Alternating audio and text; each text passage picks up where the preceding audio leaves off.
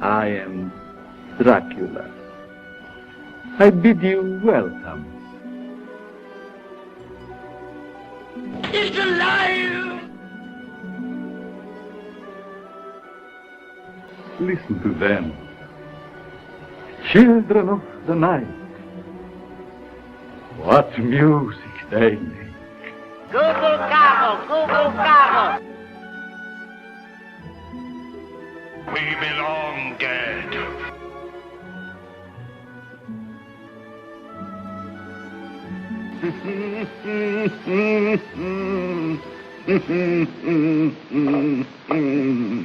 Have a potato. Welcome to this episode of The Good, the Bad and the Universe with your host Mark and Sam. Today we'll be talking about Dracula's daughter. Hi Sam. Hey. Okay, so we're well into our list now. I think this is number 10, I can't remember. We did, what did we do last time? Son of Frankenstein, which is a pretty class film. Dracula's daughter, we're jumping around a bit. This was actually 1936 rather than a bit after Son of Frankenstein. So it was made the year after Bride of Frankenstein, say. It's a direct sequel to Dracula. This one was literally picking up as Dracula finishes. Yeah, I mean, Von Helsing, for some reason, he's called Von Helsing in this one. He gets arrested for murder. Well, yeah, he does get found over a go with a big wooden stake. Yeah, and he admits to it. So that happens, and then it goes on from there. Let's do overall impressions first. What do you think of this film? This was a pretty bad film. Pretty bad. Worse than Werewolf of London? Well, we watched all of it, so well, it can't have been. So that was the low point. So it's a little better than Werewolf of London. Is it the worst one we've seen so far, do you think? Yeah. Okay, I kind of agree with that, but I have to say most of the ones we've got, apart from Werewolf of London, of course, most of the ones we've watched so far have been pretty damn good. Yeah. So it's kind of a high, it's a high benchmark, really. Did you see any merits in it? Was there anything you liked about it? No. Nothing. Literally nothing. No, I didn't like any aspect of it. Okay. It was slow and boring. I'll give you that. And the direction was kind of flat, apart from a few places. Yeah. I disagree. I think there was some interesting stuff in it. I think the woman looked the part. The woman playing Dracula's daughter, Gloria Holden, I think her name is. She definitely looked the part. She didn't act the part. She didn't have the charisma of Lugosi. No. Nowhere close. When she had the accent, and that was about it. And she had that sort of move. She moved in that way, but sort of glided when she started talking, she she wasn't Lugosi, you know. It did sound like someone doing "I want to suck your blood" sort of voice. I think it was a bit. Yes, you're right. It was. We also. I'll tell you the bits I liked. I kind of liked her sidekick or servant Sandor. For a couple of reasons. He was completely and utterly miserable. No matter what she said, he'd bring in somebody else like saying, he says, look at the moonlight, it makes me think of flowers, and he goes, and death. You know, it was kind of like that, wasn't he? You remember the bit she's playing like a piano, and he's like, oh, you can hear the such a nice sort of gentle fluttering of the keys, the fluttering of bat wings. He was like, he did make me laugh. He was just totally downbeat about everything. Also, he rocked a few funky hats in this. He had a bellboy's hat, hell of a fedora and a decorated bellboy's hat, which was really odd. So I kind of liked him. I also liked the fact I like the bit where she stole Dracula's body and she kind of exorcised it in a funeral pyre. Yeah. And sort of asking to be let go and stuff like that.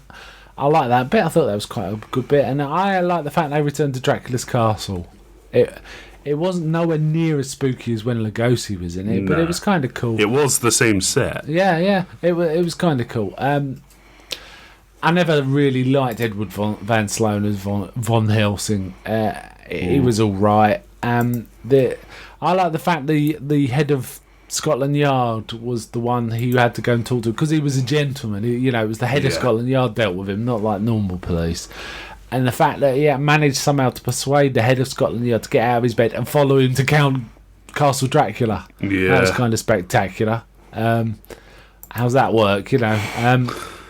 I don't know. I guess he just tried to explain were they still called the Harkers in the Yeah, I last think one, or- so. Oh, it doesn't Yeah, matter. I guess he had to Whatever. explain that whole thing. Yeah, there was a really odd scene that felt a bit distant with the rest of the film, where we see the villagers under Castle Dracula all celebrating and dancing, and a light comes on in the castle, and they all like start screaming and running to their houses, and it was like they were trying to recreate a bit of the Frankenstein vibe. I felt, Yeah. you know, the party in Frankenstein when the man walks in with his dead daughter. Yeah. It didn't work. It wasn't. You can't really reach No. that without more dead kids. Yeah, it was.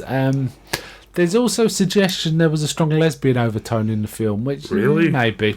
Well, she was putting the bite on other women, so there was that, and like almost like a seductress of other I'm women. not even sure she was properly putting the bite on them. I'm not. Yeah, we didn't see her teeth, or mind you, we never saw There any were no other ghosts, did fangs. we? We didn't bite. There was no biting. But because Lugosi was clearly Dracula, you know that Dracula's a vampire. This could just be some crazy woman. That, Yeah, actually, that's interesting. That's an interesting one. We don't actually know she's who she said she is, do we? she just at one point goes, "I am Dracula's daughter," and then everyone just assumes she's a vampire. Yeah.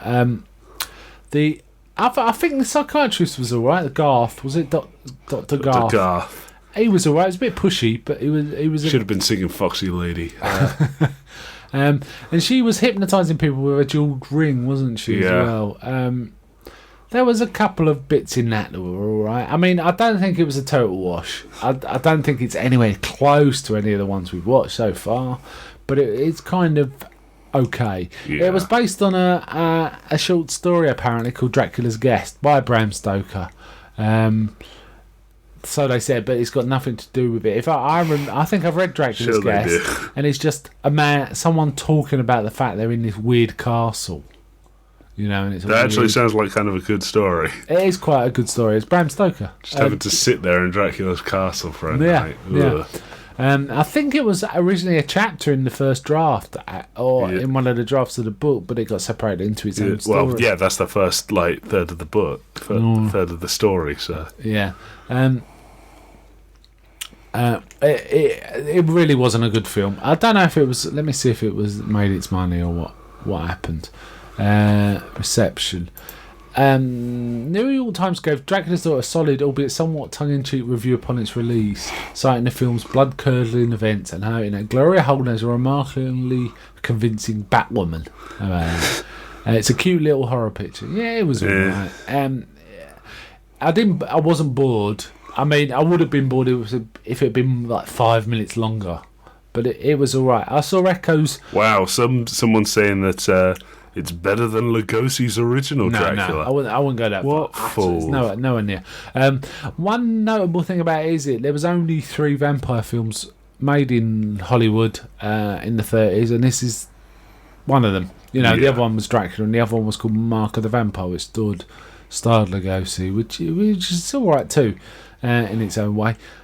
So there's that, and I can definitely see this is the sort of progenitor of the goth sort of. Oh god, yeah, with what's the his look name, of the it and mopey everything. servant. Yeah, the Saying, weird oh, it's servant. the sound of death. I like the fact he rocked a bow and arrow as well. I kind of like that. Yeah, that came out. That made no sense. Yeah, it just came out. At the now, end, he's shooting just everything like, out. oh, I want to make this guy my lover, but you said I'd be immortal. You can still kind of do that. Shot with an arrow. I did like the line that she came out with at one point. Is possibly there are more things in heaven and earth than are dreamt of in your psychiatry. She said, "Oh, well, paraphrasing Shakespeare, bold move." Yeah. But old Sandar did make me laugh when he was going on about death and darkness God. and all that business. We also get a recap, a repeat of Dracula's famous line, "I never drink wine." She pulls that. Doesn't deliver it half as well as Lugosi, but she No. does pull it. And there is like a bit of a joke at the end. When I said, who's the, oh, there was some comedy policemen that would have, one of them at least was definitely one of the comedy policemen in Invisible Man. So again, they were kind of riffing on that a bit. One of them says, "Who's this chappie?" When after Von Helsing has staked him, he says, "Count Dracula." He says, "How long has he been dead?" He goes, "Oh, about 500 years." That's all a bit of that. Yeah, okay. Quite a short film, 70 minutes, I think. So that was had that going for it. She, like I say, I think she looked good, but her acting really wasn't up to sort of Lego. She didn't have the charisma for this. No, she looked the part. No didn't way. have the charisma. Yeah. Okay. All right. I think next time we'll be doing the Wolfman. Yeah. Which would be kind of cool. So let's wind this one up. What would you give it out of 10? I'd give this a 2. 2. That's like slightly better than Twilight. Are you really saying it's that bad? Yes. Wow. Literally You really didn't like nothing happened. I think it's a bit better than that. I give it, and this is just about squeaking this, I give it a 6. It's somewhere between a 5 and a 6. But I think it had enough watchability and merits to make it worth a watch. Okay then, so that's bye from me. Bye.